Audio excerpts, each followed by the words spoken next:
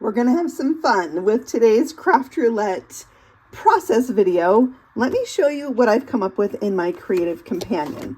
And first of all, I need to tell you that my card has a secondary challenge besides the Craft Roulette challenge and parameters that the wheel came up for us. My friend Justine challenged me to another collaboration. We collaborated a few weeks back on our cheesy Christmas cards. Now we're going to do a UFO card. Let me explain. So, episode 296 of Craft Roulette had special surprise guest, Biddy Penny. It aired on December 5th. I have the video of that in the description box below, so it's linked. You can click on it and watch it. And then the parameters that the wheel spun in for us to create a card with were project was an A2 size card. Now, Biddy Penny thought, what if we do an A2 on an A7? And I love that idea. So I'm going to try that. And then the colors were fresh and clean, which was inspired by me. That was my idea. So we're going to do fresh and clean colors, which might be a little bit of a challenge for me with what I've got going on here, but I do have an idea for that. And then we have from the desert as the element. So Justine's idea was that a UFO could be from the desert, you know, like Area 51. And so that is the challenge, is to use a UFO. I'm going to do it. All right. And then we need to randomly include distressed paper, whether that's torn paper, inked paper, or sanded paper, which I'm going to try to do maybe a couple of those. So I am going to include a shaker, and I'm going to try to have that be my full panel right here. And I might put sand in it. I've made a shaker with sand before. One time it worked out. The second time, not so much. We'll get into that as we go. So let's go ahead and get started, friends. Okay, for From the Desert, I wanted to do a background that was ink blended that represented a sunset on the desert. So I looked up a picture of a desert sunset. This is the one that inspired me. And so I'm starting with some Villainous Potion ink. And this is a half sheet of cardstock. So 5.5 by 8.5. And I'm just doing one end with the Villainous Potion. And when I'm ink blending, especially with colors that don't blend together easily, because my next color is going to be Ripe Persimmons, I want to really fade out the ink on my paper. So I'm not trying to blend the darkest Ripe Persimmons with the darkest Villainous Potion. So you'll see me come in the middle here, and I'm not touching the Villainous Potion at all because I want to get my darkest section done first. I am ink blending with the help of some magnets that go with my Glassboard Studio mat. And it's so helpful to hold down those parts that are already done. So I love it. And these are the new sparkle ones. Yeah, they sparkle. It's very cool. All right, so now I'm bringing in my third color, which is Fossilized Amber. It's going to come up from the bottom, and I'm going to ink blend that as well. But you can tell on the section that's my Ripe Persimmons and my Villainous Potion, I didn't ink blend that too much because I didn't want to make mud. I'm going to come back to it and add to it like I always like to do after adding my 3 colors. Before I finish my section of yellow, I'm bringing in some mustard seed and my shading sidekick brush, the smaller brushes that Trinity offers for ink blending. Love their brushes. And I'm going to make a little sun. There was kind of a bright spot of yellow on my inspiration picture that was probably like the setting sun. So I added that in a little circle, and then just brought back my blending buddy brush that had yellow ink on it and used that to do my blending. Now I always find that my ink kind of simmers down, it settles, it soaks into the paper after time. And so what might not look amazing immediately, if you give it some time, it kind of does its thing. So yeah, maybe wait and see sometimes if you like it after stepping away for a few minutes. So I did a little bit more with both my orange and my purple colors with just the ink that was on the brush. And then I splattered it with just water. And the oxidization that happens is because we're using oxide ink, and it makes like a little bright spot in the ink and kind of whitens it. Love that. All right, so now I'm going to take the ink that's left over on my mat and spritz it with water, pick it up with another sheet of cardstock. I wasn't sure right away what I was going to do with this, but I am going to use it on today's card. So stay tuned for that goodness. And there it is. I just didn't want to waste that ink that was on my mat. I'm really trying to find ways to use it. Okay, so now remember the color parameters that we were going to use were fresh and clean. I feel like white is fresh and clean. And did you also know that white is the Pantone color of the year for 2026? It has a fancy name. It's like a shade of white, but still, I feel like I'm on trend. Yeah. Okay, so I splattered that with my white, which is Dr. P.H. Martin's Bleed Proof White.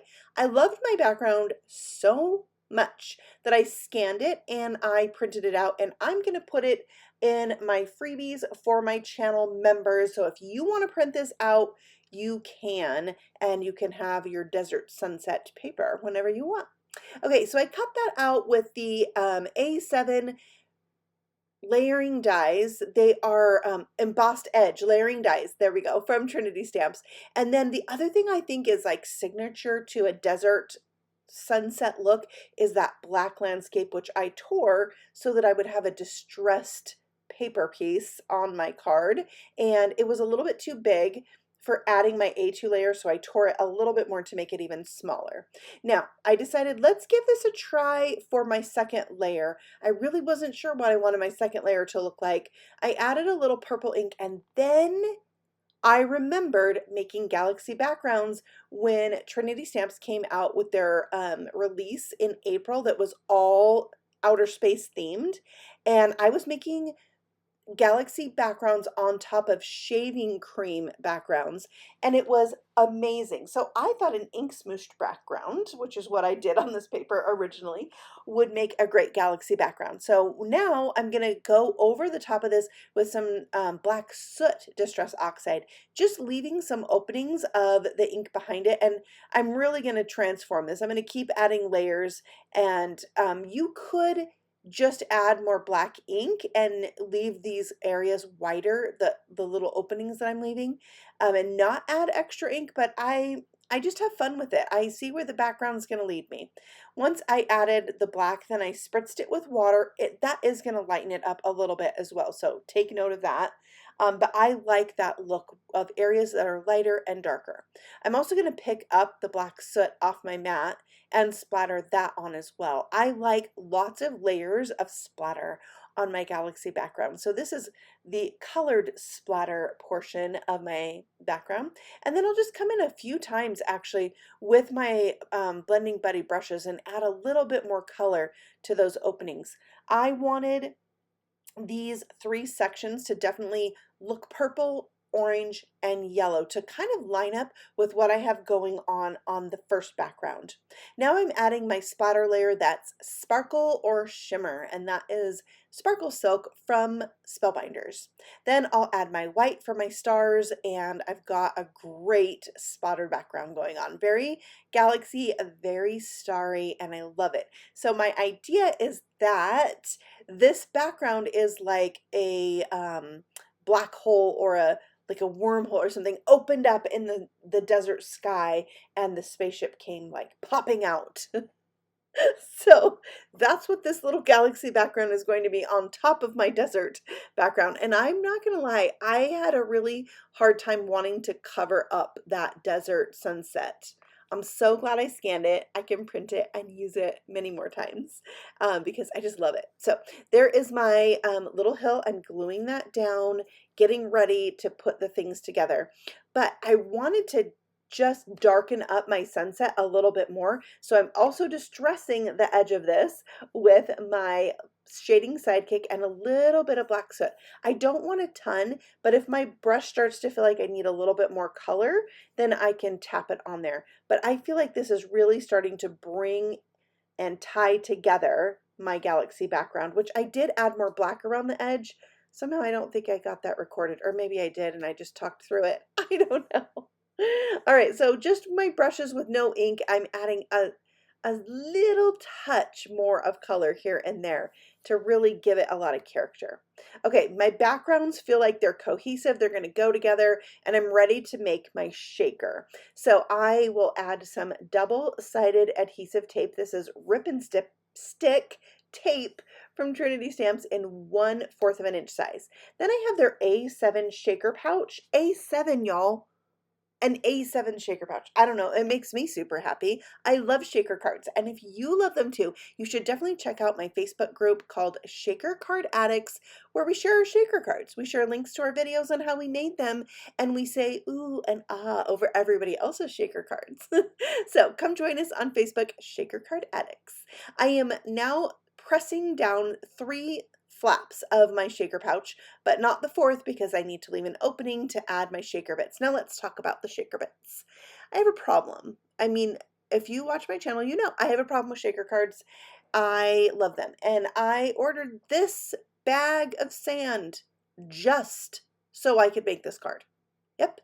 Because the sand I had was really fine and really thin, and I was afraid it would like kind of sneak its way out the corners of my shaker, and that's not cute.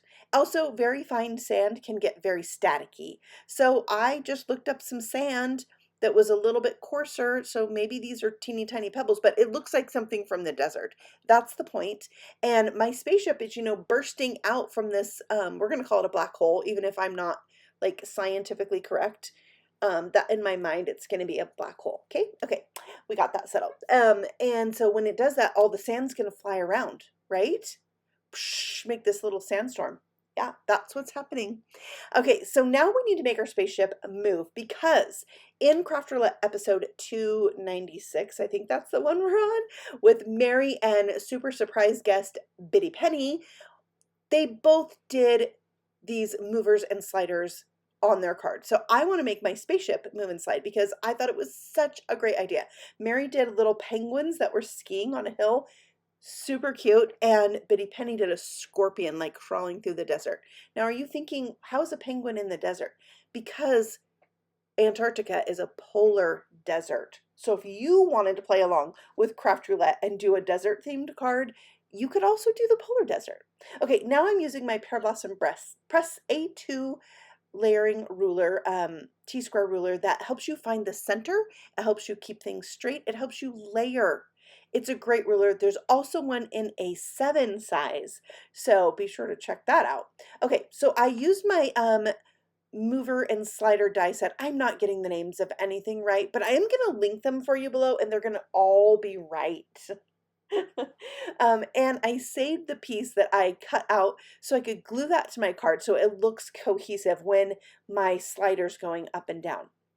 All right, this is Tiny Spaceship, our Tiny UFO, see, names. Tiny UFO, I cut some silver paper, some silver holographic paper, and some silver foil paper in order to create my UFO, which if you add all the layers from the die set to this, you're not actually going to see the base layer. So you don't need to waste your silver paper on that, but I thought I'd tell you, and this actually doesn't go there. You need to glue that on after you glue this piece on. So we'll fix that. And now you know, so when you put yours together, you'll do it right.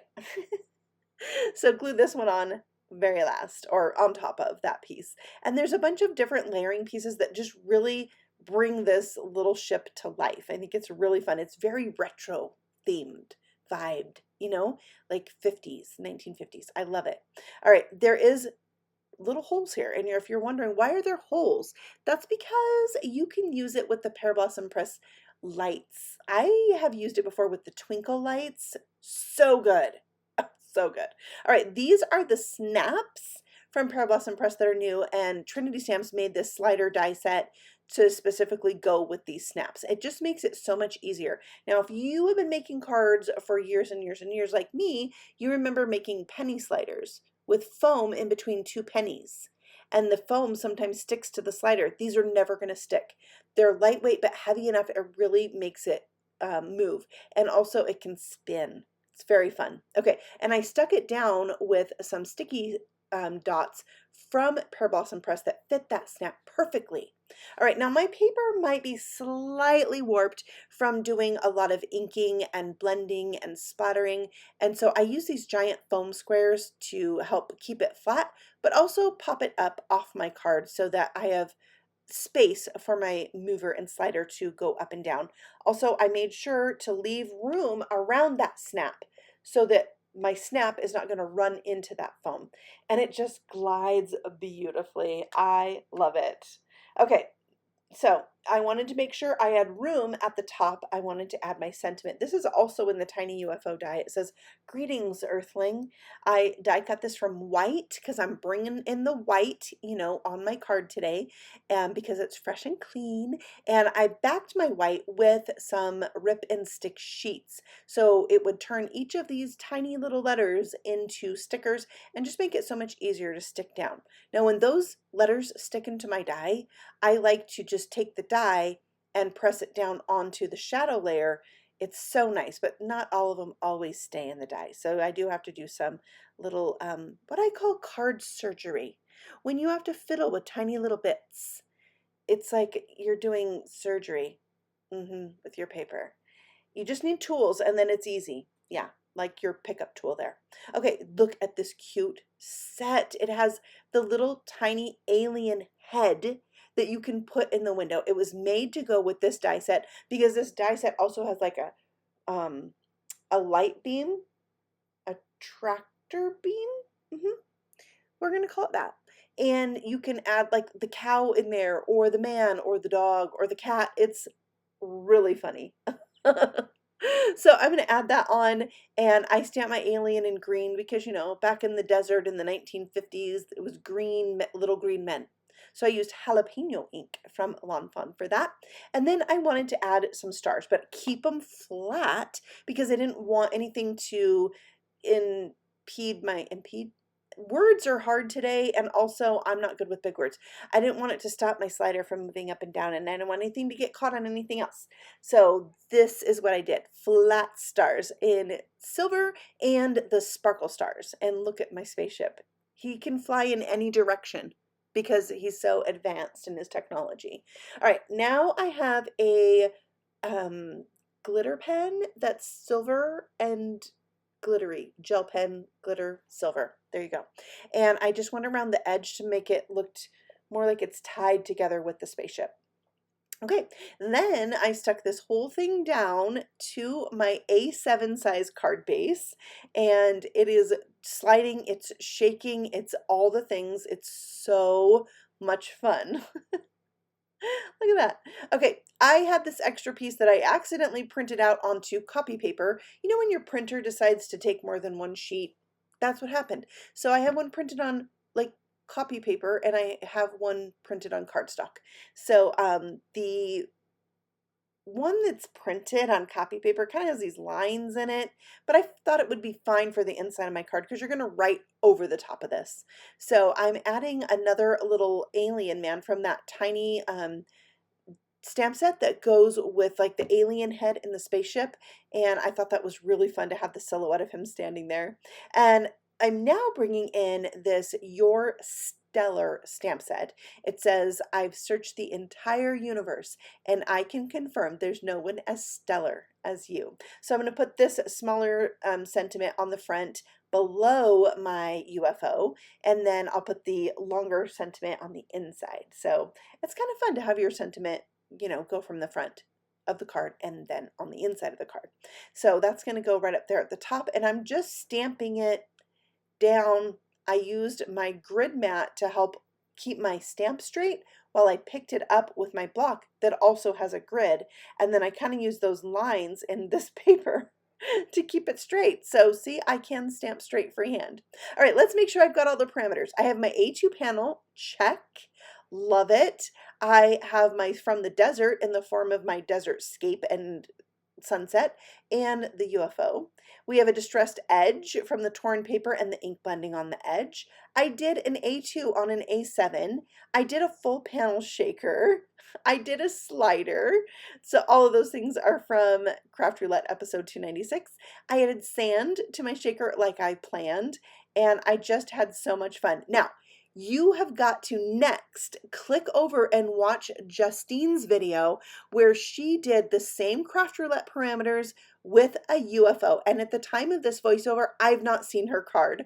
I'm so excited to see it, but I didn't want to be influenced in any way by seeing her card before I created mine. So let's both hop over there and watch that next. I have it linked for you below so you can go check it out. Give her some love. She's so creative. I know you'll love it. I'll see you there. Happy stamping. Bye.